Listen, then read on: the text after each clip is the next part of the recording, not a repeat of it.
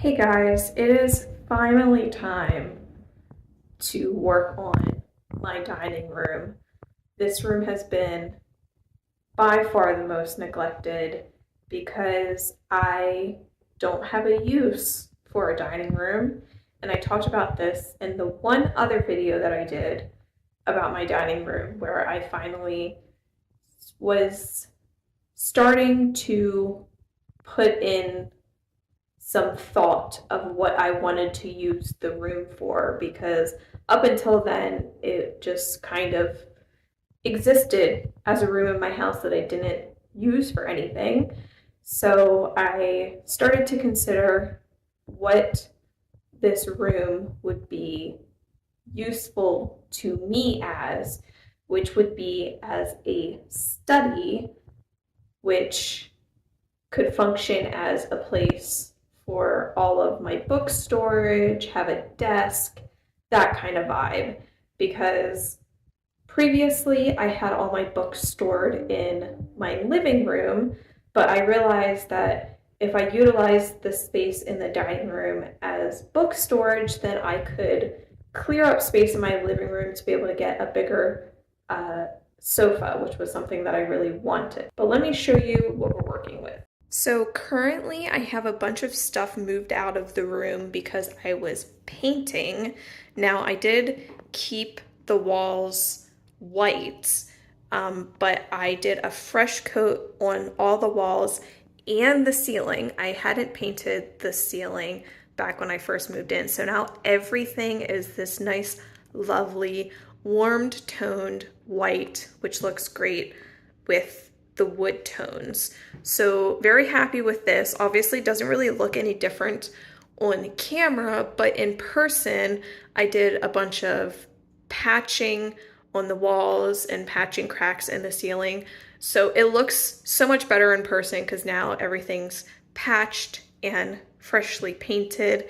And I also started installing crown molding, which is currently only on these two walls because the built-in is going to be over here. So it does look a little silly that it's only on these two walls, but you can at least get the vibe of how it's going to look, and I'm very happy with the way it looks. This is also repurposed material. I ripped this out of my basement, so this is something that I reused, which would have otherwise have just gone probably for burning because I wouldn't have had a use for it. So I was able to reuse it in this room. And the reason I decided to install it is because I want the built-in around this double window to look like it belongs here and looks like it was always here. And a fun way to do that is to have trim that wraps around the whole room. So I'm already planning on having the same baseboard along the built-in, but then also I'm going to add crown molding as another piece that's going to wrap around the whole room, including the built-in, so it'll just really look like it's part of the rest of the room. I have these two tables that I got from my grandma, and I originally had this one down here, but I think this one's gonna work better because it's got closed storage and I can fit all of my sewing stuff inside there. So I think that's where that's gonna go. And then the desk is here, TV, which doubles as a second monitor if I had like my computer out here on the desk. I am also looking at desk chairs because I've never had a proper desk chair for my desk. So I found one that I really like. I think I'm like settled on it. I just need to buy it. And then I did already go ahead and buy this. This is a litter box enclosure. So this was something that I needed functionality because I had a litter box enclosure in my kitchen, which was not ideal. I wanted to find something that fit the mid-century vibe that I have in the rest of the house. And I found this, which mimics pretty well the style from back then. And it's also just super functional because it's very big, as you can see. So I was able to fit a much bigger litter box in there, which is always a plus. And then I've got all of this extra storage on the other side that I can keep my litter and miscellaneous cat things like extra toys and leashes and harnesses and that sort of stuff. So super functional. And then I used to have my cat food in here and the dishes and stuff, and I have now moved those into the kitchen, which actually works really well because I now have much more storage in my kitchen after doing the work with the pantry and cabinets and stuff out there. So I now have room to store the food out there, whereas I did not have space for it before then. So this actually works really well and makes good use out of the space that I have in here. And then obviously this whole wall will be the built-in. So this will be shelving wrapped around this window for all of my book storage. And then the shelf under the window will double as a bench. So that's what will be on this wall. And then I do have a rug that's normally in here. And I was trying to figure out like what should be in the center of this room because it's just like a big open space. And I already had this chair. And weirdly enough, I did not realize that this chair and this ottoman are almost the exact same color. So they go together really well. So I think I might just have like this little moment here next to the rug. So next up on my to-do list is actually to put some window film on these doors here. So I love these doors. They're so beautiful, but they obviously don't actually give much separation between the two rooms since you can see right through. But I don't like the idea of any kind of curtains or blinds because it covers up all the beautiful woodwork. So I want to do the same thing on these doors that I did on my front door, which is window film. So I found some that I really liked that I think is going to be really pretty on these doors. And I like the colors will look really nice. And yeah, I think this will be really pretty with the wood tones. And then I can actually have some separation between the two spaces if I want it. And it's also just gonna supply like a really nice pop of color on this wall because I'm keeping the walls in the dining room fairly plain because I have this huge built-in that's going to be over here. Like this is all going to be shelves. It's going to be covered with books and knickknacks. So there's going to be a lot happening here. So I don't want to have a ton of stuff hung up in this room. So I think it's going to be fun to have like this pop of color over here. And then also I'm like very maximalist in the living room. I have stuff hung, just the walls are covered in the living room. As you can see, there's stuff hung everywhere. So I kind of like the idea of having even more stuff happening here by the doors. So that is the plan. I want to get this window film up. Hopefully I love it. I have held it up. I think it's going to look really nice. And it's also the kind that like reflects light and creates prisms and things like that. So that's super fun. So I want to get that put up. Fast forwarding a few weeks, you can see behind me that I've got the window film up and I think it looks really nice. I do have to clean it up a little bit in some spots, but it's looking pretty good. But right now, I'm getting the itch to start on the built-in. So I've got some 2x6s.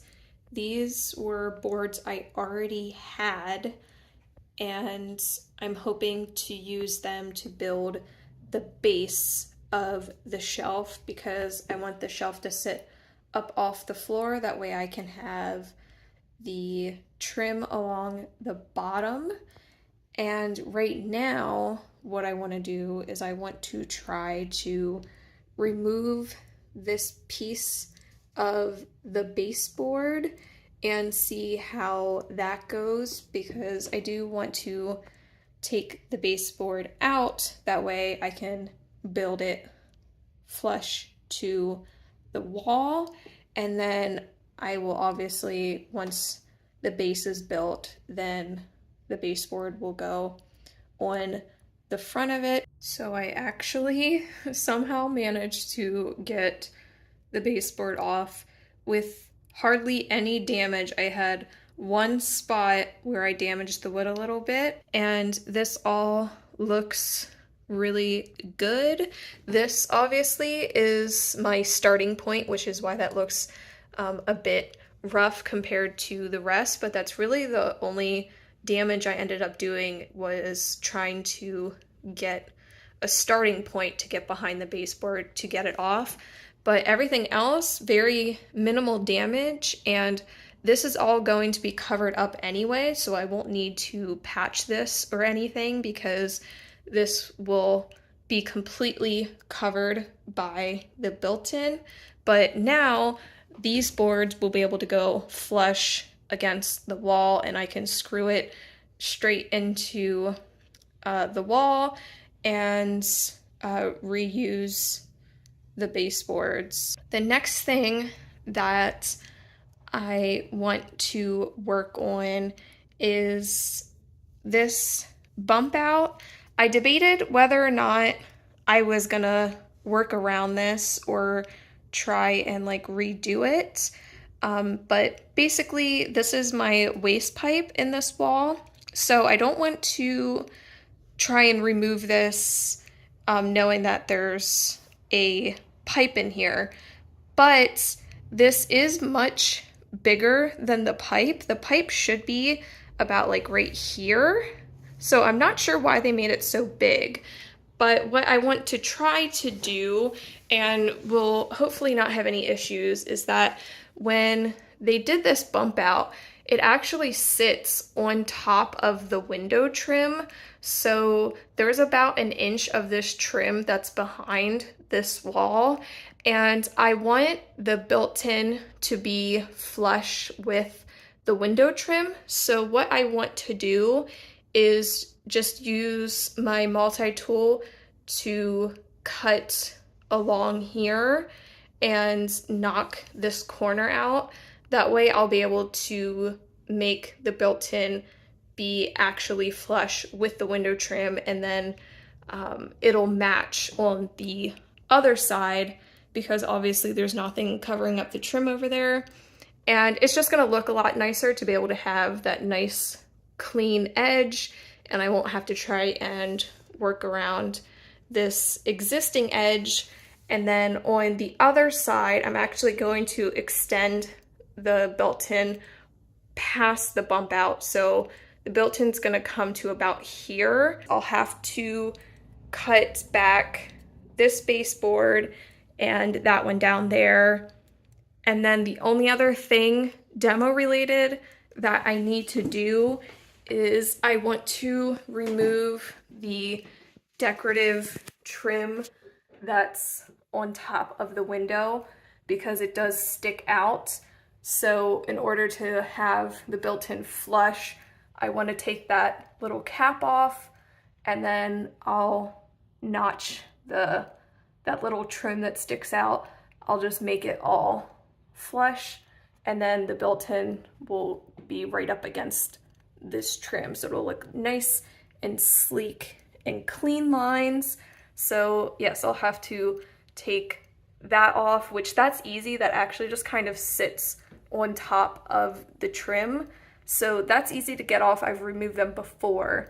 So that's really the only other demo thing that I have to do. Cutting the wall is going to be the messiest part. So that's the thing that I'm the most eager to get done, because I hate cutting into plaster. You get tons of dust and mess from doing that. So that's going to be the least fun part of this. So if I can get that over with, I think I'll get some good momentum to keep going. All right, time for an update on the demo. So I started breaking away this little corner of the bump outs, and as always, when it comes to the demo process, I have had to make adjustments to my original plan because, unfortunately, they actually did cut away the trim.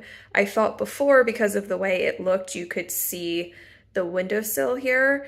It seemed like the trim was just going to be behind the wall, but it actually was cut, and you can see up here that it's just that the plaster was covering up a little bit of the edge, just this tiny little bit here. So it looked like it was embedded into the wall, but they did actually cut it back. So this trim is about an inch shorter than the original trim. Now, unfortunately, because it's off by an entire inch, you can actually tell by the naked eye looking at it that they're different sizes. If it was only off by a little bit, it wouldn't be as noticeable, but you can easily, just from looking at it, tell that it's off. So my revised plan is that I'm going to cut back the trim on this side to match the trim on that side. I have the top window trim taken out already, no issue with that. Like I said, very easy to take those out. And that also gave me almost a whole extra inch up top there, which is awesome. The more space I can have for the shelves, the better. And then this shelf here is going to be an inch wider than I originally anticipated because I'm taking back the trim.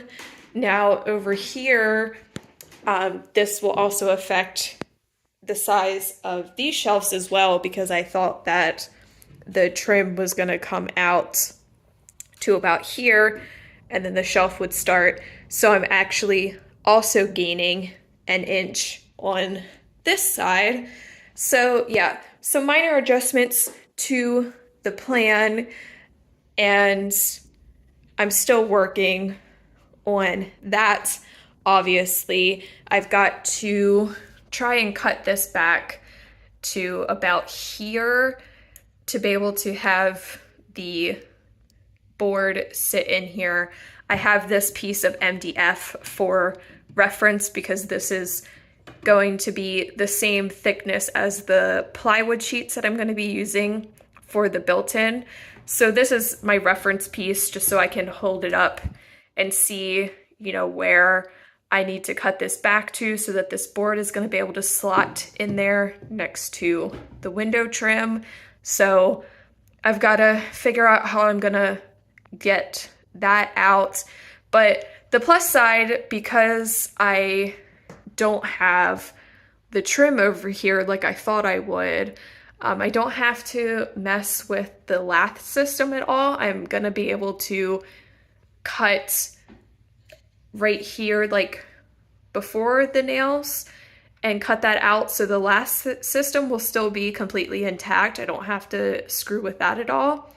But this is a bit of a nightmare to get this out because they used these metal corner beads throughout the house. I don't know if they still use these or not, or if this is maybe just something old that they used to use, or maybe something they used to use specifically with plasterwork. But these are a huge pain to get out. I have dealt with them before in the house, and that is unfortunately going to be the whole way up because this is a corner. So not looking forward to that, but I did get started and got the corner bead out in this lower section. And then I marked out where the edge of the built-in is going to fall. So I decided this by centering the light switch. So obviously the light switch is here. I thought about potentially if I wanted to try to move it, but I don't think it's worth all the hassle. I'm just gonna work around this being here. So I think it makes the most sense to have the built-in come to here. That way the light switch will be centered between the trim for the door and then the edge of the built-in. I think that's gonna look the nicest. So this is my point of reference for where the edge of the built-in will go. And then I do have the baseboard marked out as well, so I need to cut here. If you are trying to do any type of cuts on a baseboard while it is installed, my high recommendation is to use a chisel to create your starting point. That'll stop the blade of your multi-tool from skipping on you. So I've learned this the hard way. Use a chisel, get the line you're cutting started. So I chiseled from top to bottom and created a small little indent, which allowed me to easily go in with the multi-tool. I also found this blade in my set that has very distinct teeth on it. I don't know what this blade is called exactly, but it's specifically just for wood. A lot of my blades are marked for use on both wood and metal. This one is only wood. It's got this really distinct kind of like double teeth sort of thing going on. This cut through the baseboard so much better than the other blade that I was using originally. The board is a little loose, as you can see, because it was only attached with nails at each end because it's just a really small piece of baseboard. So what I'll do is I'll get some adhesive back behind the board, and then I'll just use some small brad nails right here on the end, because this end will be covered with the new baseboard. So when I do all the baseboarding around the built-in, the board is going to sit in front like this. So if I do the nails at the very end here, it'll be covered up. I won't have to worry about wood filling them later. But yes, so this is how it'll look with the built-in here, and then I'll have the baseboard come out and then go straight down to the other wall. So yes, this looks awesome. That's also, I am intentionally cutting the boards where the built-in is going to sit so that I can cover up the edge with the other piece of baseboard. That way, if I do get any skipping or scratching when I'm cutting the board, I'll be able to cover it up. So I did think ahead of that, because I could have also cut this back to here and then had this board be the one that sits against the wall. But I intentionally cut it this way. That way, if I do, I mean, you can kind of see a little bit, some little scratches there on the wood. It's not gonna matter because it's gonna be covered up. So that's another thing that I did think about, because I've had a lot of trouble with having to cut into these baseboards before. I know how hard it can be. So yes, any little nicks or imperfections from the cut that I'm doing will be covered up later. Several days later. All right, so making some progress on getting this little notch here, but I have a fun discovery. So I started going farther up and very quickly realized that it was going to be much easier to do this if I removed the trim for the side of the window, because I just, one, the board was in the way, and two, I kept scratching it while trying to get this corner out. So as carefully as I could, took the board out, and I found this inside the wall. At first I thought it was an electrical cord, but it's some rope. This is probably from the original windows that would have been in the house. I'm not sure what this type of window is called. I'll see if I can find it online, but My mom has these windows at her house where the rope would go through them, and it was kind of weighted sort of situation.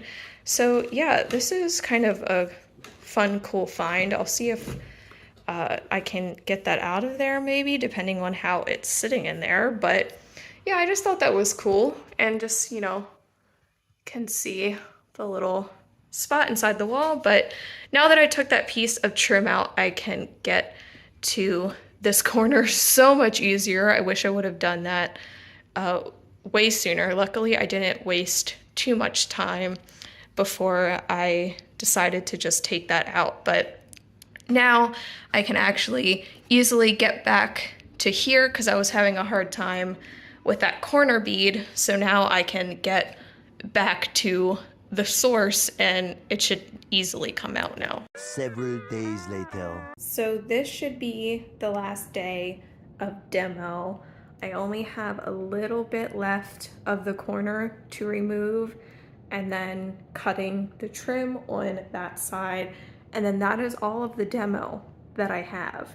So once I get that done, the plan is to kind of do a reset and get everything cleaned up, because if you don't know, when dealing with plaster removal, it creates a lot of dust. You can see some of it there that I didn't get cleaned up the other day. So basically, working on this little corner here and removing this covered the entire room in dust. The dust gets everywhere. It's the worst thing about plaster. It's honestly one of the few negatives I think about plaster, because for the most part, plaster is just better than drywall. But when you have to deal with removal, it is a nightmare. So, I mean, you can see here under the chair, the dust gets everywhere, and also like the little pieces of rubble get everywhere as well. So everything is covered. I should have moved some of this stuff out of the room before I worked on this, but I just didn't really think too much about it, honestly. I knew it was going to make a mess and didn't think I should have at least moved this out of the room since it's got a lot of stuff on it, but whatever, everything's covered in dust now. It's kind of too late for that. But once this last bit is done and I'm done dealing with the plaster removal, I'm gonna get all the dust and stuff cleaned up. I want to get the chair and the ottoman, I'm gonna move that back into the living room, because the next step is going to be to start the building process, and I'm gonna need a lot of room to work, because once I get the plywood sheets in here, those are gonna be 8 feet tall and varying between either 16 inches wide or 24 inches wide. So I'm gonna need a lot of room to maneuver those pieces around. So I wanna get those out of the room so then I have a lot more space. But step one is gonna be building the base, which is what these boards are for. And the base is going to be what the shelves will sit on top of. That way they're up off of the ground and will allow me to have the baseboard across them. So that's the reason that I'm doing the base, is because I want to be able to have the baseboard. So obviously the shelves need to sit up off of the floor in order to do that. So I'll build the base out of these 2x6s because my baseboards are 1x6s. So build the base, get the baseboards that are going to go on the base, and then I've considered the idea of installing an outlet on the base of the built-in. So once I get the base built and everything, I need to make my final decision on whether or not I want to add an outlet or not. And if I do that, basically it'll probably be down at this end is the plan currently. So I'll have to make my decision on that. If I decide to add the outlet, that'll be the next step, because I'll want to get the electrical run for the outlet before I put the shelving on top of the base, obviously, because the electrical will be run in the base of the built-in. So yes, that's where we're at. last day of demo. I'm so excited. I tried to get this plaster demo all done the other day, but I reached my limit and I had to stop even though I was so close to being done. There was so much dust. I had to stop. So super close though to being done. I want to get this done today so then I'm done with demo and I can get all this dust cleaned up. Okay, I'm really tired, so just a super quick update. So first off, I'm working on the base. This is roughly what it's going to look like. I don't have any of this screwed together yet, but everything is cut. I'm gonna have plenty of supports just to basically make it impossible for this wood to bow, because that is like my biggest fear since I'm gonna be putting books on all these shelves, is that I want it to be well supported and the weight to be distributed really well. Also, like I said, the shelf here is going to double as a bench, so I want to make sure it's going to be able to support someone's weight. So I'm just making sure I've got plenty of boards here to distribute the weight well, and it's not going to sag in any spots. So yes, roughly what this will look like. But the big thing, and the reason I'm so tired, this is what $450 worth of plywood looks like. And I got it all today and somehow shoved it into the back of my car, or I should say a Lowe's employee shoved it into the back of my car. Yes, this is 6 sheets of 4-foot by 8-foot plywood. 5 of them are cut into thirds, meaning that I have 15 pieces of 16-inch by 8-foot sheets. And then the 6th sheet is cut not quite in half. It is cut 21 inches, and then that leaves me with a remaining 27 inches, which is this piece on top. Those pieces, the 21-inch piece and the 27-inch piece, are going to be the backs on either side of the window. The window is not centered. I know, I hate it. It's pretty much centered to the door, but I have the switches here. So I did think about, I mentioned like if I wanted to move the switches, because I don't like the fact that the shelves are going to be 2 different sizes, but I've already thought about all the possibilities. If I wanted to have the shelves go all the way to the door, blah, blah, blah, blah, blah. But basically, I decided to stick to my original plan, because if I alter my current plan, I'm going to need more wood. So I planned all this out with the intention that I'm going to have as little wood waste as possible. So these 6 sheets that I bought are like almost exactly how much wood I need to build these shelves. I'm only going to have a little bit of wood left over. So that's why I decided to leave the measurements and the plans as is, because yeah, if I make the shelf on this side wider, I would need more wood in order to build it. So I'm going to stick with this.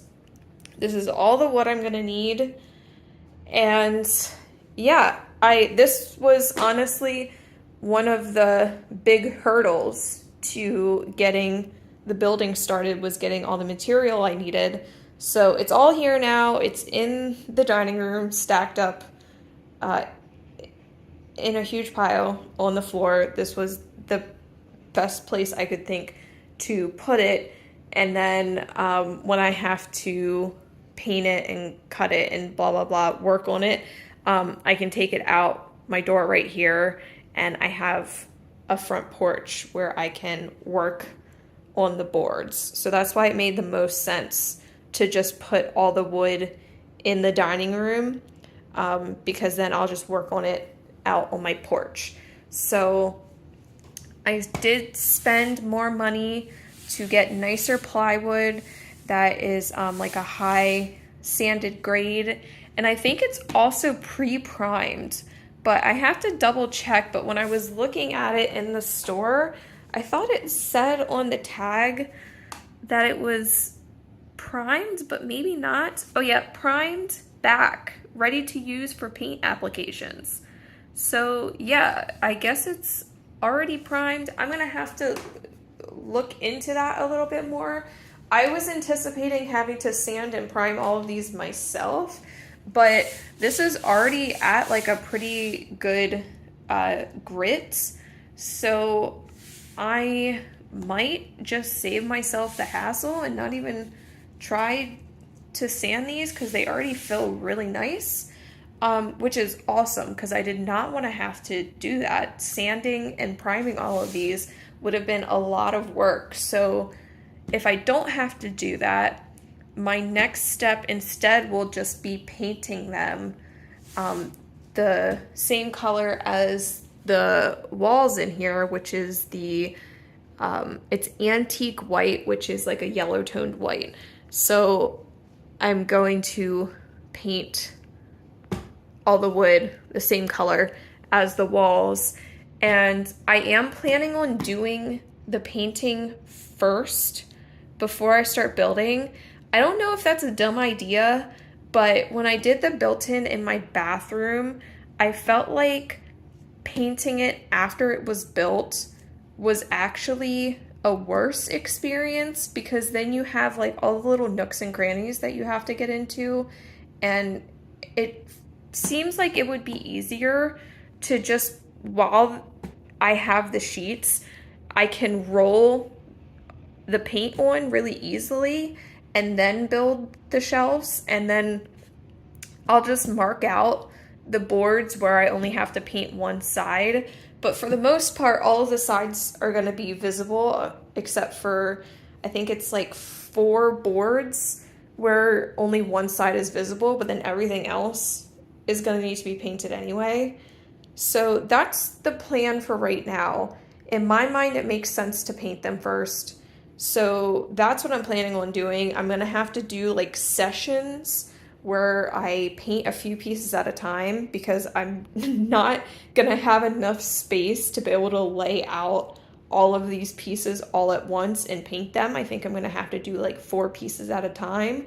And then, like I said, most of them I have to paint both sides. So I'm going to have to paint one side and then let that fully dry, and then flip the pieces over and then paint the other side. So that process is going to take a while, which is why I said if I don't have to prime these, then I'm not going to, because I would have had to prime all of them and then paint all of them. So if they really are pre-primed, that's amazing. I mean, they were $70 a sheet for a 4 foot by 8 foot sheet. And like I said, I did spend the extra money to get nicer stuff than what I used for the bathroom built-in. So yeah, that's the plan. Right now, just the thought of all of that work is making me want to pass out because I'm already very tired. So that was the update I had. I have all the wood, so much wood, and then the base is coming along. I got the boards cut because I wanted to be able to basically get the wood out of the middle of the room, because I knew I was getting all the sheets today.